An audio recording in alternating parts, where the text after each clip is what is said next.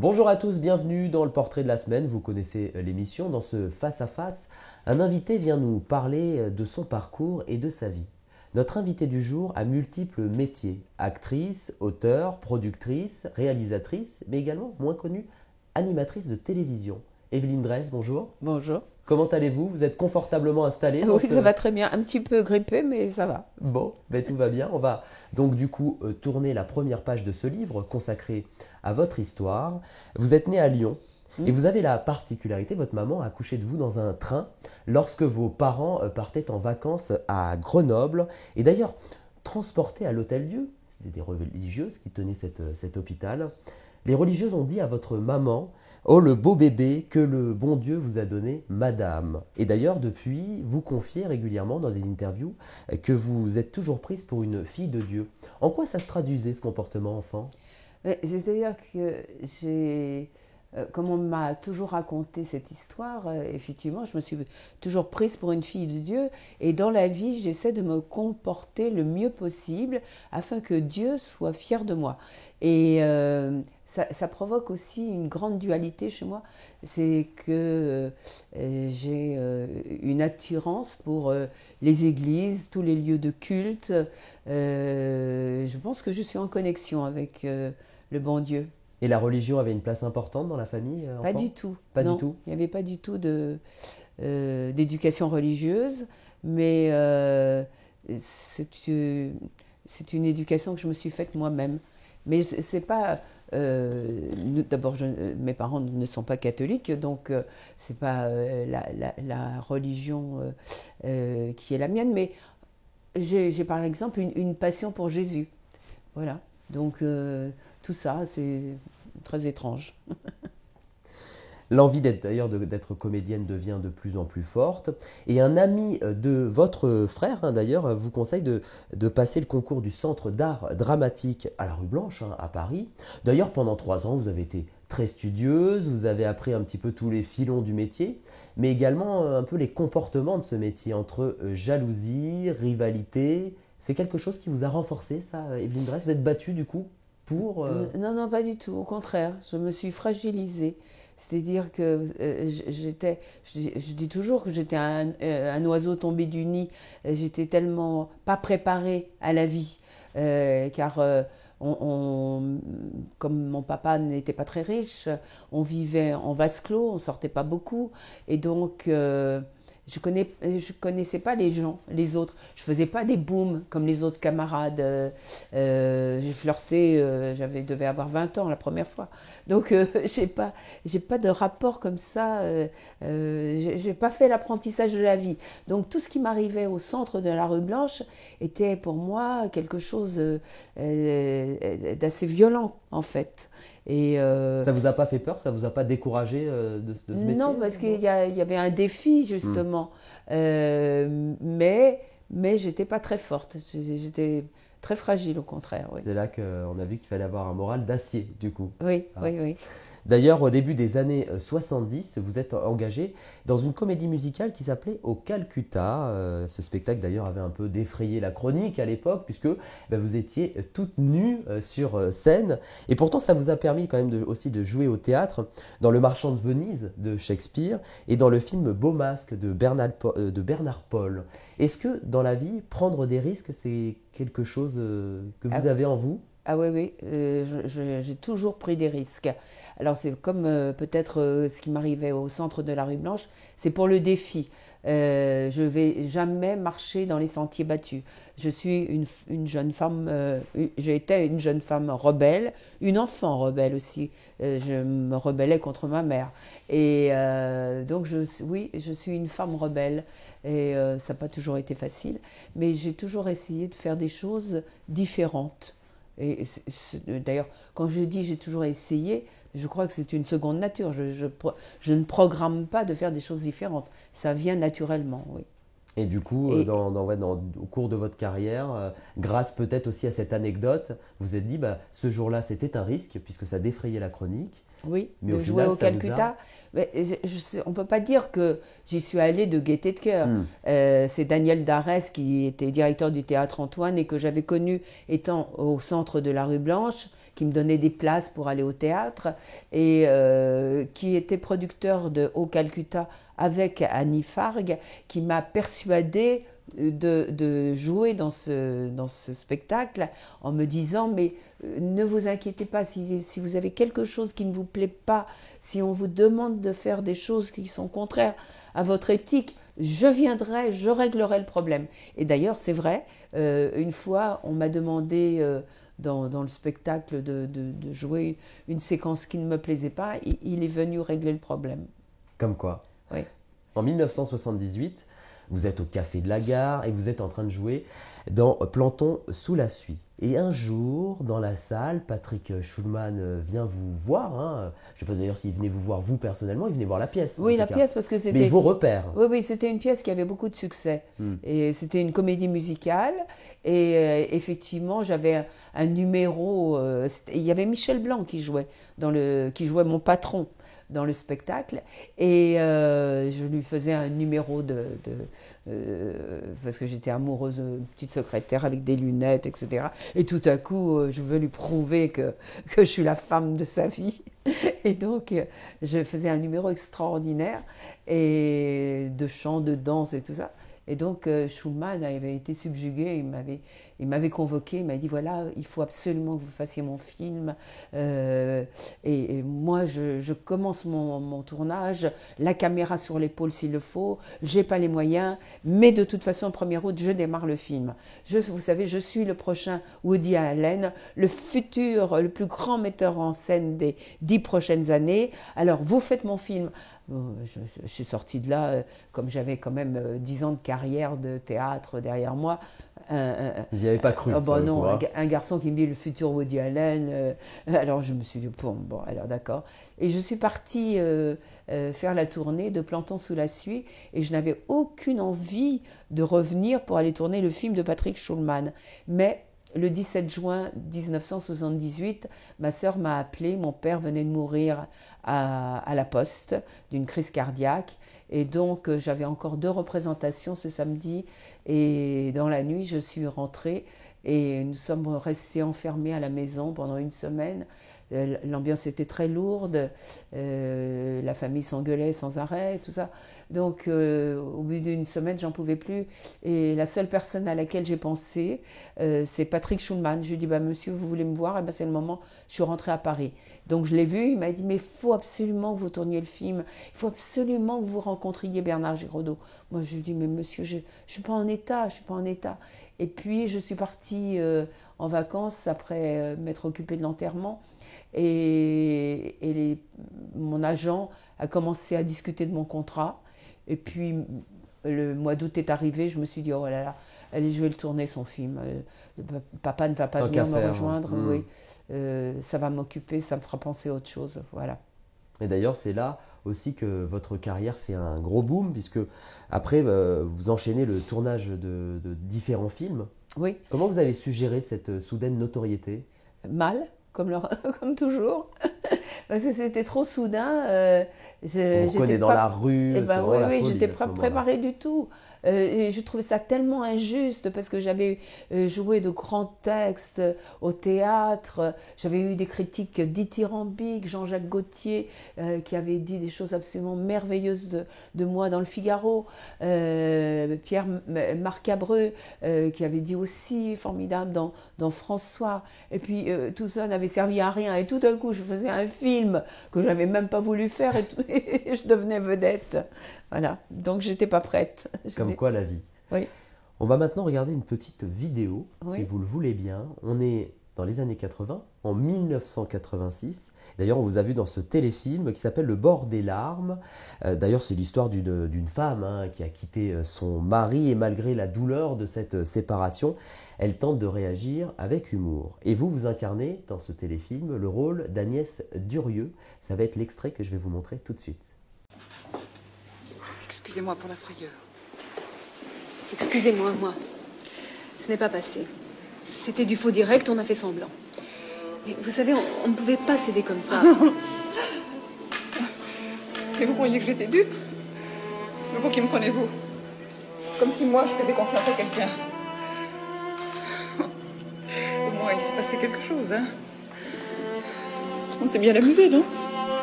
Qu'est-ce que vous inspire ces images? Qu'est-ce que vous vous dites quand vous regardez Evelyne Dress en 1986 jouer dans ce téléfilm? C'est-à-dire qu'à l'époque, je pense que j'étais plus sophistiquée qu'aujourd'hui. Ah, Ouais. Et j'ai toujours, vous savez, je suis fille de tailleur sur mesure. Et donc, l'habillement, l'accoutrement avait beaucoup d'importance pour moi. Et donc, tout ce qui allait avec, c'est-à-dire les cheveux, genre Dallas. Un peu. là vous êtes avec Annie Dupéré d'ailleurs. Oui, je suis avec Annie Dupéret. Et ça me fait plaisir de voir qu'Annie avait aussi une coiffure un peu... Peut-être un effet de mode. Oui, peut-être que c'était la mode. Mais bon, moi, je pense quand même que j'étais plus sophistiquée qu'aujourd'hui. Et je m'acceptais moins. Vous savez, c'est un peu banal de dire qu'on s'accepte un peu plus en vieillissant. Ce ne sont pas les mêmes choses qui ont la même importance. Voilà. Donc, mais je pense que j'étais une bonne comédienne et que je jouais toujours juste. Et d'ailleurs, on le sait peut-être moins, c'est ce que je disais au sommaire de cette émission, mais Evelyne Dress, vous avez été aussi animatrice de télévision. Et d'ailleurs, en 1987, vous avez présenté l'émission Entrée sur sans frapper, c'était diffusé sur Antenne 2. Et d'ailleurs, à cette période, vous avez un peu senti que vous brouilliez votre image parce que, encore plus à l'époque, il était difficile de mélanger le métier d'actrice, de comédienne, de réalisatrice avec celui d'animatrice de télévision. Est-ce que finalement, aujourd'hui, avec du recul, vous regrettez cette période? Ah non, Non. non, je regrette la manière dont ça s'est passé et dont on m'a appréhendé à l'époque.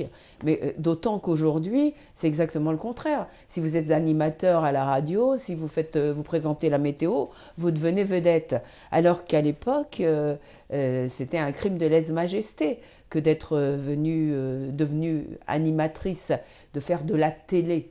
Et je rencontrais les producteurs qui me disaient « Oh ben maintenant que vous faites de la télé, ça veut dire que vous êtes passé dans autre chose. » Mais non, je voulais être Frank Sinatra, Dean Martin, Liza Minnelli, danser, chanter, faire des claquettes, pleurer au cinéma et faire de l'animation.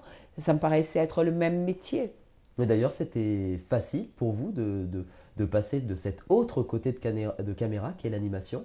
Oui, j'aimais beaucoup ça. J'aimais beaucoup ça, on m'a beaucoup tapé sur les doigts. Mais dès que vous faites quelque chose de différent, on vous tape sur les doigts. Je ne sais pas pourquoi, c'est quelque chose qui m'étonne encore aujourd'hui. Après, je suis devenue réalisatrice, c'est pareil. C'était toujours très, très difficile de vouloir... De passer d'un stade à un autre, oui, faire autre chose. d'une mission à une autre. Oui. Et d'ailleurs, vous avez un très beau souvenir de tournage, Evelyne Dress. C'était sur le tournage de Pas d'amour sans amour, Oui, bon. que vous avez réalisé en 1993. Alors c'est vrai que vous tourniez ce film au bord du canal Saint-Martin. Et vous avez ce souvenir d'être au bord de ce canal, face caméra, avec ce décor qui était en train de se mettre en place, les gens qui étaient en train de s'installer. Et c'est là que vous avez eu une sorte de déclic. Vous avez finalement réalisé que vous étiez en train de faire ce pourquoi vous vous êtes battu toute votre vie. Pourquoi cette étincelle de bonheur est arrivée à ce moment-là? C'est-à-dire que j'avais été tellement sous pression. Le film devait se faire, puis il a capoté, puis c'est à nouveau fait, puis se capotait à nouveau. Ça a duré des années comme ça, où je mettais toute mon énergie, tout mon désir, toute la force que j'avais, l'énergie, tout ça, pour réaliser ce long métrage. Et à tel point que j'ai dû le produire moi-même parce que je n'ai pas trouvé de producteur. Et donc, j'avais été dans une telle machine comme ça que je n'avais pas eu le temps de me reposer.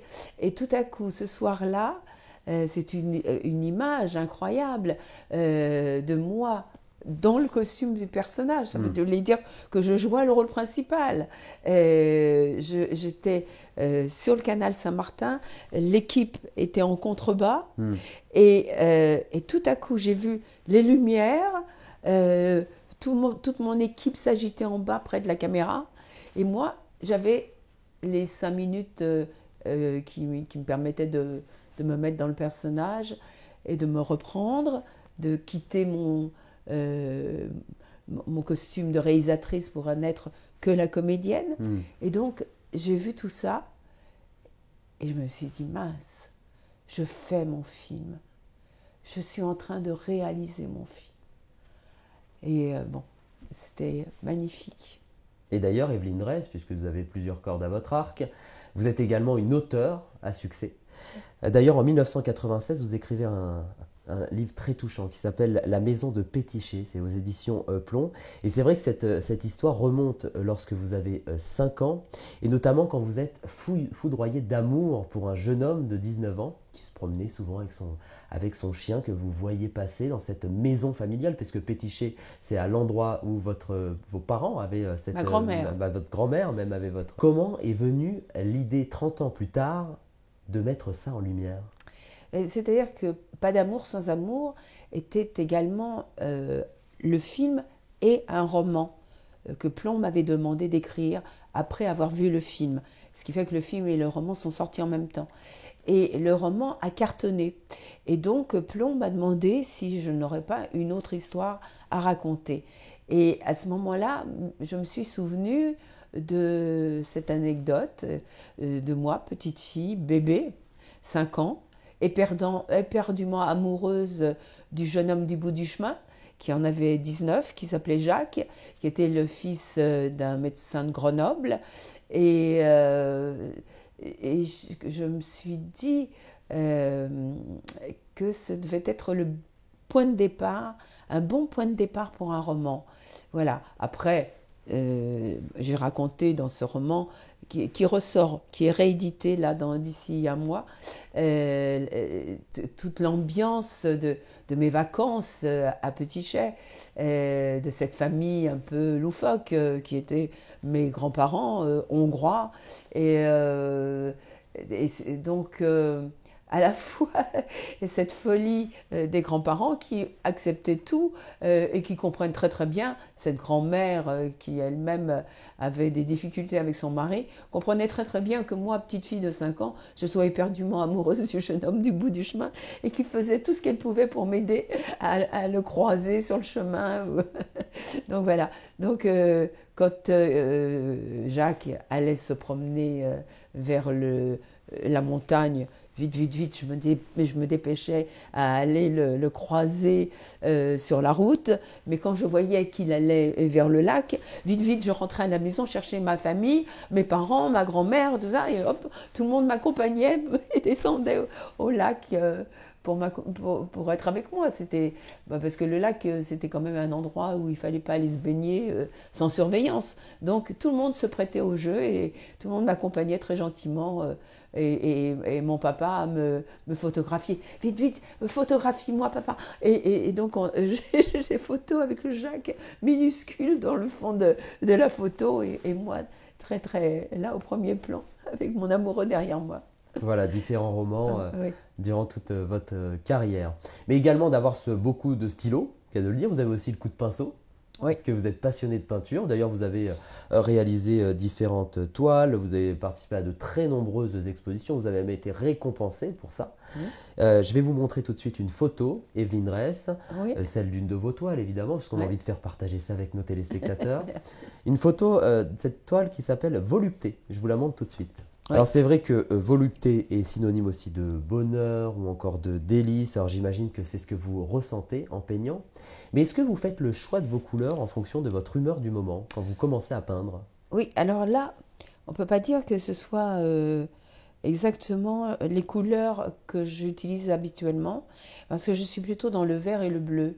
J'adore d'ailleurs Pas d'amour sans amour et vert et bleu. Et lorsque je tournerai Pétichet, c'est aussi un film vert et bleu, c'est-à-dire la montagne est bleue, la campagne est verte. Et donc, je suis plutôt dans des couleurs vert et bleu, mais que je travaille d'une façon chaude quand même, hein, parce que le vert et le bleu sont des couleurs froides, et les tableaux, les peintures ne sont pas froides. Et là, donc c'est une peinture qui vient dans le début de mon travail. Et C'était le point de départ, un des points de départ. oui. Et d'ailleurs, je peignais à ce moment-là dans des cadres pas trop énormes, mais maintenant je peins des toiles de 3 mètres de développement, 2 mètres de haut, enfin, ce sont des fresques. Voilà. Et ça, c'est une passion, Evelyne Dress, pour la peinture. J'adore la peinture. C'est quelque chose qui a d'abord été un déclic très important pour moi. C'est ma véritable naissance. Je me suis mise à peindre en 1987 et je suis autodidacte. Je n'avais pas appris. Et comme on peut voir, je ne fais pas des tâches. Je peins figuratif. Et j'ai été la première surprise de découvrir que j'étais capable de peindre, de créer par moi-même et de raconter déjà des histoires à travers la peinture. Oui. Et d'ailleurs, on parle de récompenses, Evelyne Dress. Vous avez eu plusieurs récompenses, notamment avec Nuit sans lune, où vous êtes sélectionnée au Festival du film méditerranéen de Montpellier. On est en 2004. Vous êtes productrice de ce film. D'ailleurs, c'est le metteur en scène albanais. Est-ce qu'être récompensé dans une vie, ça vous change la vie, justement? Bon, là, j'étais très contente parce que j'étais productrice de ce metteur en scène albanais qui s'appelait Artan Minaroli et qui a fait un très joli film.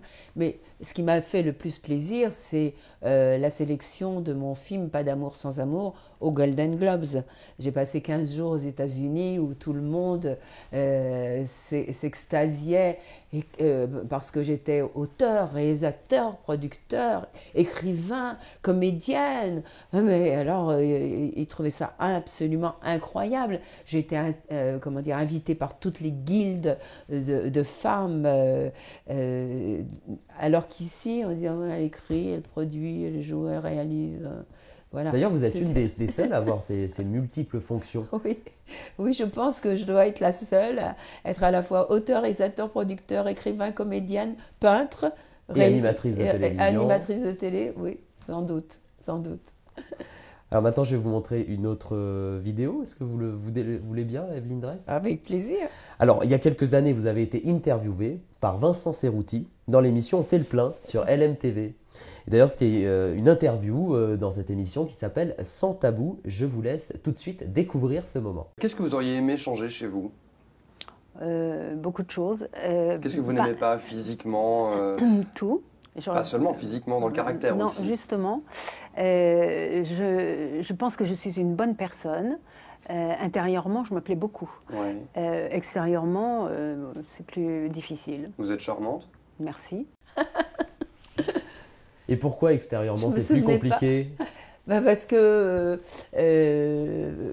j'ai une maman qui m'a persuadée que j'étais moche. Alors donc, voilà, j'ai un lourd bagage. Et donc, voilà, je suis une bonne personne, je continue à le dire. Intérieurement, je suis vraiment quelqu'un de bien. J'aimerais bien me rencontrer. Je suis une personne loyale. Qui se comporte en fille de Dieu tout le temps. Mais physiquement, c'est plus difficile. Et ça vient de l'enfance, de votre maman? Oui, parce qu'elle me trouvait moche. Et donc, ça vous est resté? Et ça m'est resté, oui. Comme avait dit Vincent Cerruti dans cette émission, vous êtes très bien. Merci. Et si maintenant, Evelyne Dress, je vous posais quelques questions pour vous connaître différemment, vous seriez d'accord? Oui, bien sûr. Alors, on va commencer avec cette première question. Êtes-vous plutôt aventurière ou craintive? Très bonne question. Merci. Alors, Evelyne Dress est peut-être craintive, mais mes héroïnes sont beaucoup plus courageuses que moi. Et donc, il est dit dans le Talmud que si une personne est malade, il faut lui changer de nom. Et je vous donne des exemples. Vincent Lindon, dans la vie, est bourré de tics. Mais quand il joue un personnage, qu'il prend donc un autre nom, il n'en a plus. Francis Perrin est bègue dans la vie, mais dès qu'il devient un autre, c'est-à-dire qu'il prend un autre nom, il n'est plus bègue. Les médecins devraient se pencher sur le Talmud. Et donc, moi, dès que je deviens mon personnage, eh bien, je suis très aventureuse, très aventurière, je n'ai plus peur de rien et je m'étonne moi-même. Je fais des choses absolument incroyables du moment que je suis dans la peau de mes personnages. Et si vous deveniez présidente de la République, Evelyne Dresse présidente, Ouais. quelle serait votre première mesure? Ah là là, j'ai pas encore réfléchi à ça. Bon, Mais preuve ça- que vous ne comptez pas vous présenter. Pas tout de suite, mais vous m'en donnez l'idée et finalement, peut-être que ce serait pas mal. Je pourrais toujours être ministre de la Culture. Et donc, qu'est-ce que je ferais à ce moment-là? Je prendrais du temps pour y réfléchir d'abord. En campagne. Oui. Quel est votre rapport à la nouvelle technologie, Evelyne Dresse? Très mauvais. Je ne suis pas née avec la télécommande à la main comme tous les jeunes aujourd'hui, que j'admire. Et donc, je ne suis pas douée du tout. Il me faut beaucoup de temps avant de comprendre comment ça marche. Est-ce que vous êtes plus moquette ou parquet dans une maison? Oh, alors ça, c'est sans difficulté. Je peux vous répondre. Parquet, moulure, cheminée. D'accord, tout un décor Ouais. qui représente peut-être votre univers. Oui, oui, oui. Êtes-vous plutôt pantalon ou robe? Pantalon. Ça fait une éternité que je me suis plus mise en robe. Ouais. C'est trop facile maintenant le pantalon. Pas besoin de réfléchir à ce qu'on va mettre, pas besoin de choisir des chaussures qui s'accordent avec la robe, pas besoin de mettre de bas. Bon. Quelle est votre relation avec la mode d'aujourd'hui? Si j'ai été une petite fille de tailleur sur mesure, très, très attachée, comme je le disais tout à l'heure, à l'accoutrement, à mon aspect, j'allais à Cannes régulièrement et je voulais toujours être la plus belle. Aujourd'hui, bon, voilà, ça ne m'intéresse plus. Alors maintenant, on a cette petite habitude dans cette émission. Vous allez regarder la caméra qui est juste en face de vous. La voilà, Oui. c'est-à-dire que là maintenant, vous regardez droit dans les yeux les téléspectateurs qui vous regardent. Mhm. Vous avez 1 minute pour leur dire ce que vous voulez. Alors, pardonnez-moi de faire de l'autopromo, parce que là, j'ai un roman qui vient de sortir. C'est mon 5e roman, Les chemins de Garveline. C'est une manière aussi de me connaître un peu mieux que de lire ce roman, parce que je suis partie du postulat qu'on ne pose jamais les bonnes questions à ses parents. Et lorsqu'ils décèdent, on s'aperçoit qu'on est orphelin à la fois de ses parents et de leur histoire, qui est aussi la nôtre. Dis-moi d'où tu viens, je te dirai où tu vas. Et en l'occurrence, mon héroïne ne sait que ce qui est écrit sur la carte d'identité de son père, né le 15 novembre 1914 à Garveline, Pologne. Or, c'était aussi ce qui était écrit sur la carte d'identité de mon père. Alors, je suis partie sur les routes de Pologne à vélo. Encore une fois, plus courageuse que moi, mon héroïne, Sylvia Gutmanster, à vélo, j'ai traversé la Pologne et je suis allée sur les traces de cette famille polonaise que je ne connaissais pas. Et ben voilà, ça c'est dit pendant cette minute. En tout cas, un grand merci, Evelyne Dresse, d'être venue sur notre plateau pour raconter cette histoire. Ça va, ça a été sympa de raconter sa vie? Super. On est vraiment parti de l'enfance à aujourd'hui. Oui, Hein. oui, vraiment.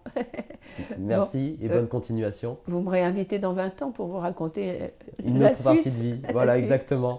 Merci beaucoup, Evelyne Dresse. Merci à vous. Et merci à vous tous de nous avoir suivis. On se retrouve comme d'habitude la semaine prochaine avec un nouvel invité qui sera face à moi pour me raconter son parcours et sa vie. Prenez soin de vous.